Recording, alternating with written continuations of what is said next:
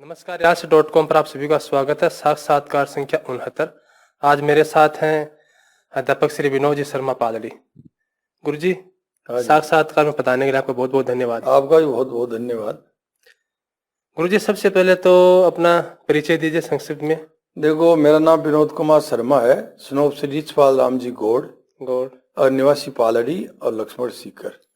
आपकी आयु कितनी अभी? अभी आयु है वो 53 साल हो गई मेरी। हो गई तो रिटायरमेंट के नजदीक हैं? बिल्कुल रिटायरमेंट है, वो 60 में है, इसलिए अभी 7 साल और शेष हैं। आपकी शादी कितने साल हो गए? सन 1984 को झुंझुनू जिले के डूमरा नाम का गांव है, वहां पर। तो आपकी धर्मपत्नी क्या नाम है? श्रीमती सावित्री देवी है। सावित्री देवी। वो एक गृहिणी है, अच्छी गृहिणी है। संतति कितनी है? संतति 2 लड़के हैं, एक लड़की है और तीनों का मैंने विवाह कर दिया। अच्छा, नाम बताना चाहिए? नाम बड़े वाले का विष्णु कुमार शर्मा है, छोटे वाला है ये मैथमेटिक्स में लेक्चरर है और छोटे वाला जो है वो रेलवे में प्रोटेक्शन में है। उसकी वर्तमान में ड्यूटी है। वो क्या नाम है? विकास कुमार है उसका नाम। अच्छा। और वर्तमान में उसकी ड्यूटी है वो आपके जम्मू कश्मीर है। और लड़की? और लड़की एक है जो MA B.Ed है और वो बनाई गांव प्रणाई हुई है, मतलब गई हुई है। अच्छा अच्छा, क्या नाम है लड़की का? बच्ची का नाम है वो आपका कुमारी पूजा। पूजा। नाम तो सारे अच्छे अच्छे रखे हैं ना, हाँ। धार्मिक नाम। अच्छा, तो पीछे की पीढ़ियां याद हैं?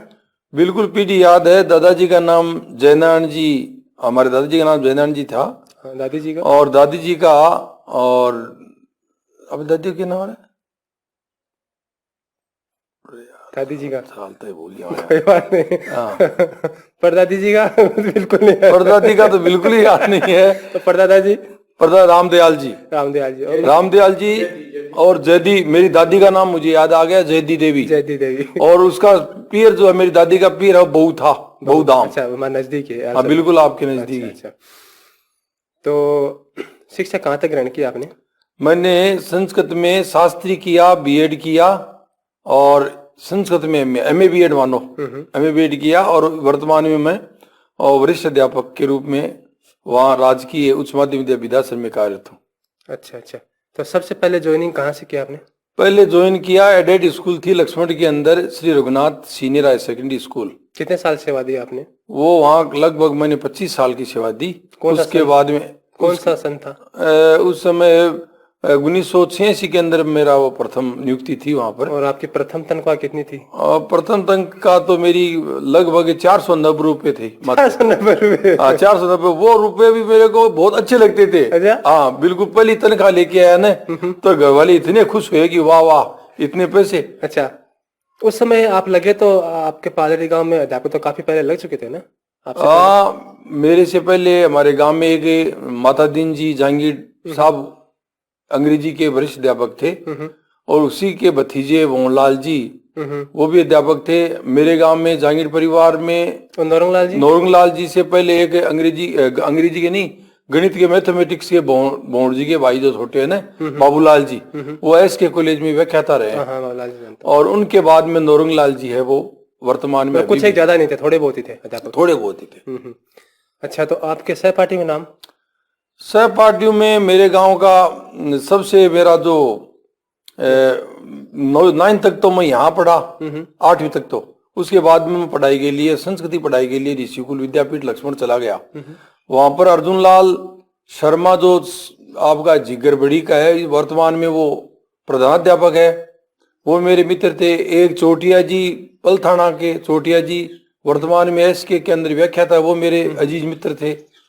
और मेरे गांव के भी 2-4 मेरे साथी, जो देवीदत्त चोटिया जो वर्तमान में प्राइवेट जो वो आसाम नौकरी करता है, एक विनोद कुमार गौड़ा वो भी प्राइवेट नौकरी करता है।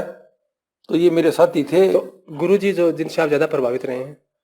मैं ज्यादा प्रभावित तो एक अर्जुन लाल जो है वर्तमान में प्रधानाध्यापक है, वो और विनोद जी चोटिया पलथाना वाले, उनसे ज्यादा प्रभावित था। आज भी उनसे मेरा संपर्क बराबर। एक बात भूल गया, बहन भाई कितने हैं?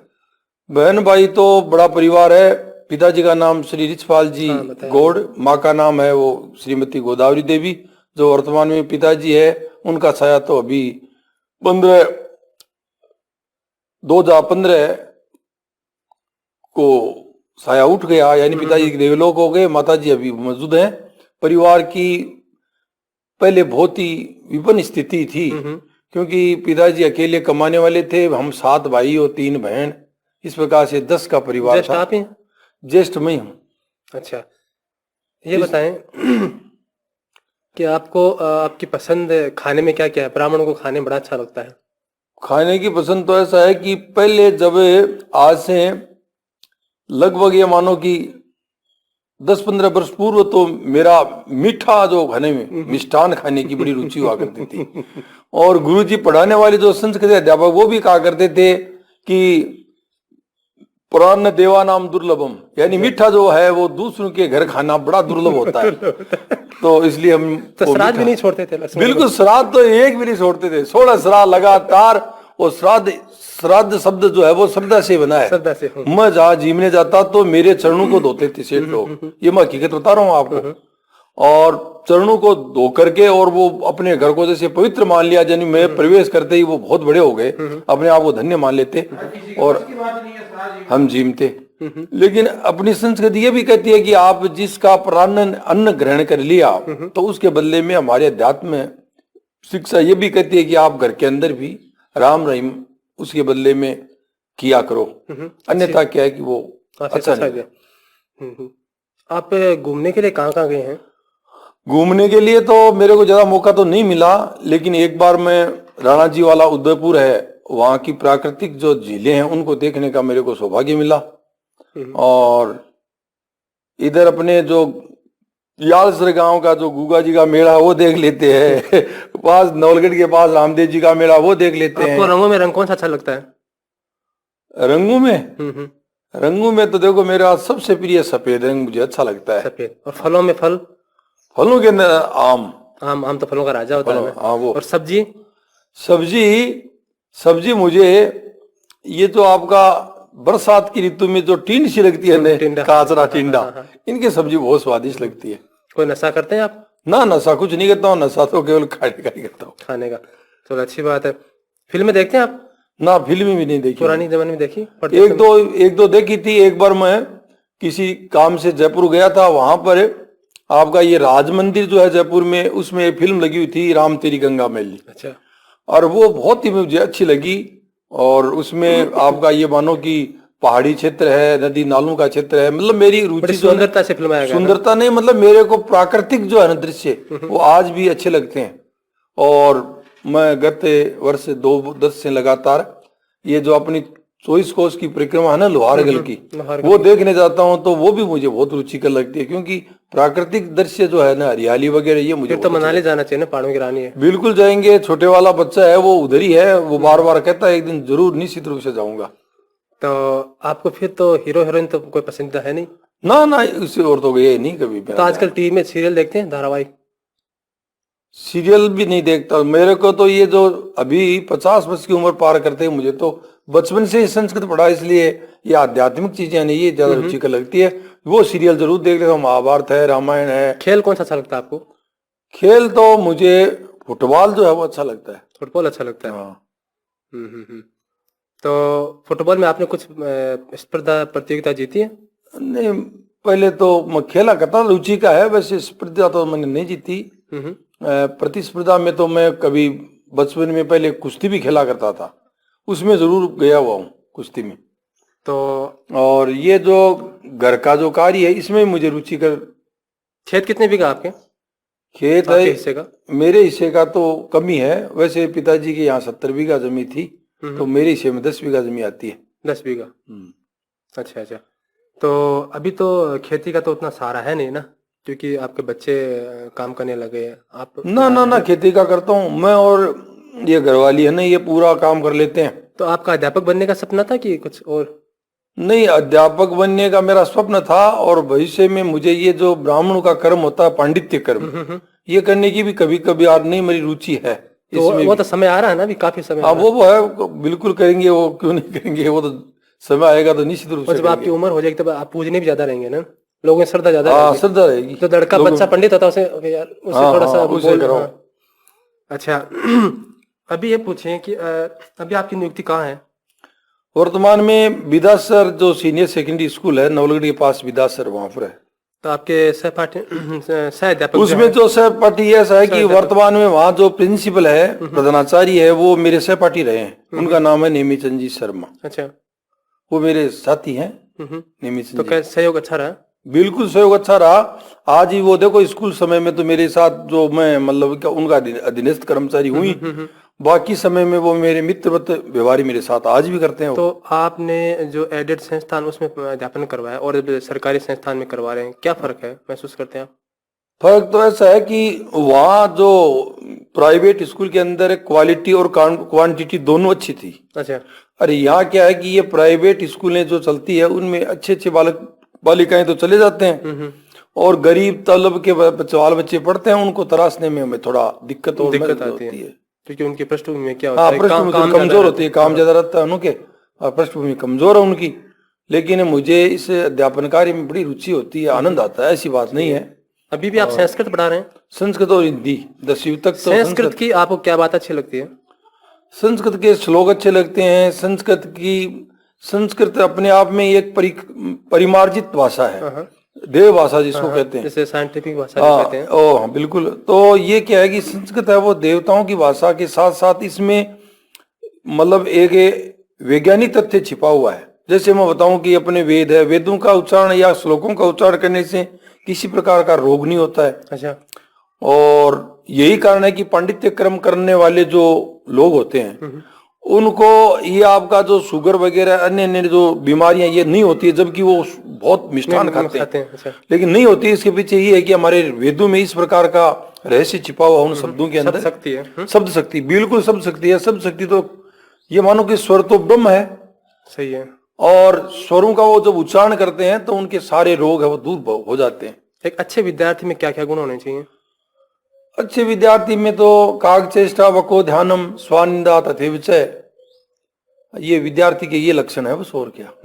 बगुले की तरह। हाँ, बगुले की तरह ध्यान रखे, कोई की चेष्टा करे हैं, और स्वान मानी कुत्ते की तरह नींद ले हैं, और एकाग्र भाव रखे। ये विद्यार्थी के लक्षण है। महापुरुष में सबसे अच्छे कौन से लगते हैं आपको? महापुरुष में मुझे विवेकानंद जी है, वो बहुत अच्छे लगते हैं। अंतिम महापुरुष वो रहे अपने तो। हाँ, अंतिम महापुरुष भी वो रहे। उनसे जरूर मैं प्रभावित हूँ।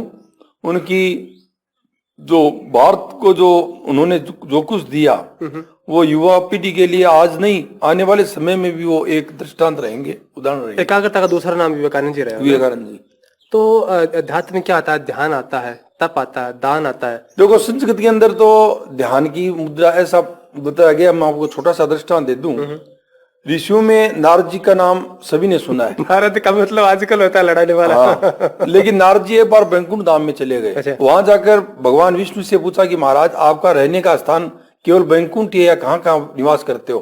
तो उन्होंने एक छोटे से श्लोक के रूप में नारद जी को कहा, ना हम वसामी वैकुंठे योगी नाम हृदयेन च मम भक्त्या यत्र गायन्ति तत्र तिष्ठामि नारद। हे नारद, मेरे भक्त जहां मुझे याद करते हैं वहीं मैं उपस्थित होता हूँ। न मैं वैकुंठ में हूँ न मैं योगी जनों के हृदय में रहता हूँ। मम भक्ता, मेरे भक्त जहां मुझे बजते हैं, जहां गाते हैं, वहीं पर मैं निवास करता हूँ। तो कहने का मतलब ये है कि ईश्वर है वो हमारे धार्मिक कार्यों के अंदर घट घट में व्याप्त है, यानी उनका शब्दों के स्वरों के अनुसार उनका आह्वान किया जाता है। अच्छा, एक अच्छे अध्यापक में क्या क्या गुण होने चाहिए? एक अच्छे अध्यापक में वो सारे गुण होने चाहिए कि वो बच्चे को जैसे एक स्वर्णकार सोने में मिली हुई धातु को अलग करके परिष्कृत करके उसको अच्छे को ग्राह्य कर लेता है। जैसे कबीर ने भी कहा कि जैसे छाजला है वो अन्न को सही करने में और अपनी अहम भूमिका निभाता है, वैसे ही एक अध्यापक जो है वो बच्चे के जो बचपन के जाने अनजाने के अवगुणों को दूर करके उसमें अच्छे गुण डाल दे, उसको तराश दे और उसको अपने आप को ये समझा दे कि तुम क्या हो। शैक्षिक स्तर में कितना फर्क आया है जब से आपने अध्यापन शुरू कराया तब तक? बहुत कुछ आया है। आज की जो नई जनरेशन है इसमें गुरुओं के प्रति वो आदर भाव और सम्मान की भावना नहीं रही। आज की जो शिक्षा है ये व्यापारिक दृष्टि से देखा जाए तो एक मोल जिसको अपन कहें कि खरीदने वाली जैसी शिक्षा हो गई। आदर सम्मान की भावना है किसी में नहीं। और समाज में व्यक्ति जो है वो एक शिक्षक को भी एक निरीह भाव से देखते हैं, और एक शिक्षक जो है वो भी अपने दायित्व को पूरा नहीं करता। कहने का मतलब तो ये है कि ये दोनों ओर से विकृतियां आई है इस क्षेत्र में। तो अभी आप अध्यापन करवा रहे हैं अध्यापक के तौर पर, तो आप क्या लगता है आपका पदोन्नति आपकी होगी प्रधानाचार्य के तौर पर? पदोन्नति तो ऐसा है कि मैं लंबे समय एडेड स्कूल में रह गया, इसलिए जब सरकारी सेवा में आया तो उस समय कुछ इस प्रकार की जो हमारे साथ जो हुआ ना नियम, वो क्या बोलते हैं उसको, आपका जो सरकारी सेवा में आप इन शर्तों पे जा सकते हो, तो हमारे पर जो शर्त लगी हुई है शर्त के अनुसार अभी ऐसा कोई प्रावधान नहीं है कि हमारी पदोन्नति हो सके। लेकिन जो कुछ हो रहा है ना वो हमें उससे संतुष्ट है। वित्तीय मामले में कोई किसी प्रकार की कोई कमी नहीं है।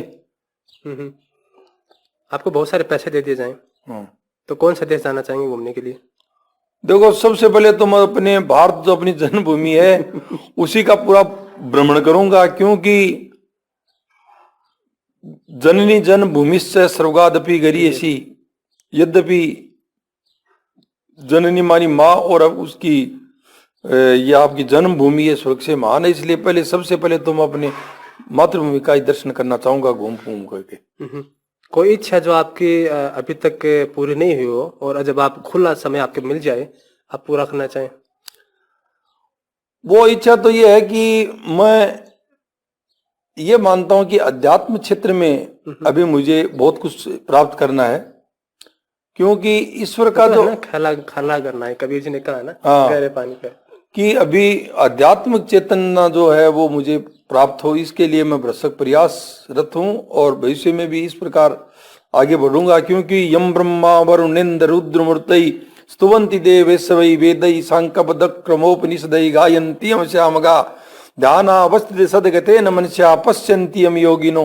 योगीजन ध्यान के द्वारा उसको प्राप्त करते हैं, तो मैं भी चाहता हूँ कि एकाग्र भाव में होकर ध्यान के द्वारा उसको प्राप्त शास्त्र के हिसाब से देखें तो वानप्रस्थ आश्रम अभी आने वाला आपके लिए। हाँ, संन्यास आश्रम अभी आया नहीं है, आया नहीं, लेकिन वानप्रस्थ आश्रम से ही आप तैयारी करेंगे ना? बिल्कुल, तभी होगा तो संन्यास शुद्ध। तो उसके लिए अध्यात्म जानने के लिए एक अध्यात्म एक ऐसा किला, मोटा किला है, ऐसा चिकना मोटा किला है धातु का बना हुआ जो अभेद्य है आम तो आदमी के लिए। उसमें एक तो गुरु की सहायता चाहिए होती है, या फिर क्या होता है कि पूर्व जन्म जो होते हैं ना, पूर्व जन्म के कर्म वो जागृत होते हैं, उसमें आपको गुरु नहीं चाहिए। तो आपको क्या लगता है, आपने कोई गुरु बनाया है कि अकेले ही चल निकलेंगे? देखो, गुरु तो अध्यात्म विद्या के लिए मैंने अभी किसी गुरु को बनाया नहीं, लेकिन ऐसा सुनने में आया कि कलिकाल के अंदर अपने जो हनुमान जी महाराज है उनका ध्यान करने से गुरु, हाँ, वो जागृत देवता है, इसलिए वो क्या है कि गुरु की भूमिका वो निभा सकते हैं और वो मार्ग बता सकते हैं, और अध्यात्म की ओर में बढ़ता जाऊंगा उनकी प्रेरणा से। इंसानी गुरु तो फिर भी कुछ कमियां रह जाती है ना? हाँ, बिल्कुल बिल्कुल, क्योंकि कोई भी इंसान पूर्ण तो होता नहीं ना। बिल्कुल। ये वीडियो देखेंगे आपके जो वर्तमान विद्यार्थी हैं उनके लिए एक संदेश छोटा सा। उनके लिए संदेश यही है कि भाई वो अधिकाधिक जिस मुकाम पर वो पहुंचना चाहे उसके लिए भरसक वो प्रयास करते रहे, नकलची न बने। हाँ, नकलची न बने। एक दूसरे को देखकर प्रतिस्पर्धा का ये युग है, इसलिए वो ज्यादा से ज्यादा आगे बढ़ने की, क्लास में चौक फेंकना, डस्टर फेंकना, ये न करिए बस। और खेल कूद के लिए ध्यान रखें, खेल कूद पर बिल्कुल, तभी तो सर्वांगीण विकास होगा हर क्षेत्र में बालक का। पहला सुख निरोगी का है। बिल्कुल, हाँ, शरीर माध्यम खलु धर्म साधना। विद्यार्थी जाति विनियम है। हाँ, विद्यार्थी जाति विनियम। ठीक है, समय विनयाद याति पात्रताम धर्माप्नोति धनाद धर्मम तत्सुखम। ठीक है गुरु जी, आपने समय निकाला, इसके लिए बहुत बहुत धन्यवाद। और आगे भी आपसे समय लेते रहेंगे। बिल्कुल बिल्कुल, धन्यवाद आपको भी।